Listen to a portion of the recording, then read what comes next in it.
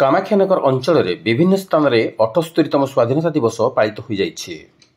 ଉପଖଣ୍ଡସ୍ତରୀୟ ସ୍ୱାଧୀନତା ଦିବସ ସ୍ଥାନୀୟ ସାରଙ୍ଗଧର ଷ୍ଟାଡିୟମଠାରେ ପାଳିତ ହୋଇଯାଇଛି।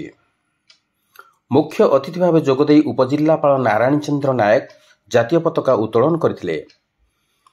ସମବେତ ଜନତାଙ୍କୁ ଉଦ୍ବୋଧନ ଦେଇ ଜାତୀୟ, ଆଞ୍ଚଳିକ ଓ ସ୍ଥାନୀୟ ସ୍ୱାଧୀନତା ସଂଗ୍ରାମୀମାନଙ୍କର ଉତ୍ସର୍ଗୀକୃତ ଜୀବନ ସମ୍ପର୍କରେ ଆଲୋକପାତ କରିଥିଲେ।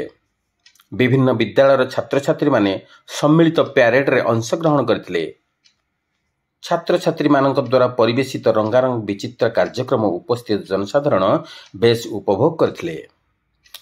ଶିକ୍ଷକ ନିରଞ୍ଜନ ସାହୁ କାର୍ଯ୍ୟକ୍ରମ ସଂଯୋଜନା କରିଥିଲେ। ଉପଖଣ୍ଡ ସୂଚନା ଓ ଲୋକସମ୍ପର୍କ ଅଧିକାରୀ କାର୍ଯ୍ୟକ୍ରମ ଆୟୋଜନ ଓ ପରିଚାଳନା କରିଥିଲା ବେଳେ ସରକାରୀ କର୍ମଚାରୀମାନେ ସହଯୋଗ କରିଥିଲେ।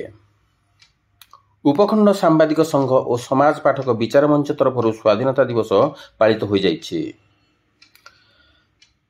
ସାମ୍ବାଦିକ ସଂଘ ସଭାପତି ଶୁଭମୟ ନନ୍ଦ ଓ ବିଚାର ମଞ୍ଚ ସଭାପତି ଅଧ୍ୟାପକ ଜ୍ଞାନରଞ୍ଜନ ମିଶ୍ର ଅତିଥି ଭାବେ ଯୋଗଦେଇ ଜାତୀୟ ପତାକା ଉତ୍ତୋଳନ କରି ସାମ୍ବାଦିକମାନଙ୍କୁ ଉଦ୍ବୋଧନ ଦେଇଥିଲେ।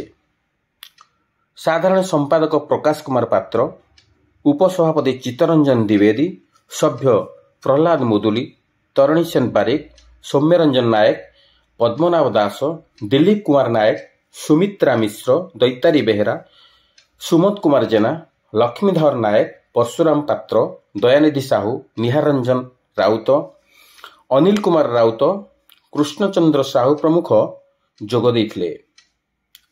ଡକ୍ଟର ଆମ୍ବେଦକର ମୂଳ ନିବାସୀ ଦଳିତ ସେବା ସଂଘ ପକ୍ଷରୁ ସ୍ୱାଧୀନତା ଦିବସ ପାଳିତ ହୋଇଯାଇଛି। ଅନୁସୂଚିତ ଜାତି ଜନଜାତି ଉନ୍ନୟନ ପରିଷଦର ସାଂଗଠନିକ ସମ୍ପାଦକ ଅରୂପାନନ୍ଦ ମଲ୍ଲିକ ମୁଖ୍ୟ ଅତିଥି ଭାବେ ଯୋଗଦେଇ ଜାତୀୟ ପତାକା ଉତ୍ତୋଳନ କରିଥିଲେ। ସମସ୍ତେ ଶିକ୍ଷିତ ହୁଅନ୍ତୁ, ସଂଗଠିତ ହୁଅନ୍ତୁ, ସଂଗ୍ରାମ ଜାରି ରଖି କାର୍ଯ୍ୟ କରନ୍ତୁ ବୋଲି ଶ୍ରୀ ମଲ୍ଲିକ କହିଥିଲେ।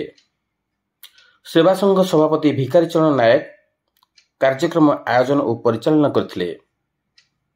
ସେହିପରି ଅବସରପ୍ରାପ୍ତ ସୈନିକ ସଂଘ ତରଫରୁ ସ୍ୱାଧୀନତା ଦିବସ ପାଳିତ ହୋଇଯାଇଛି।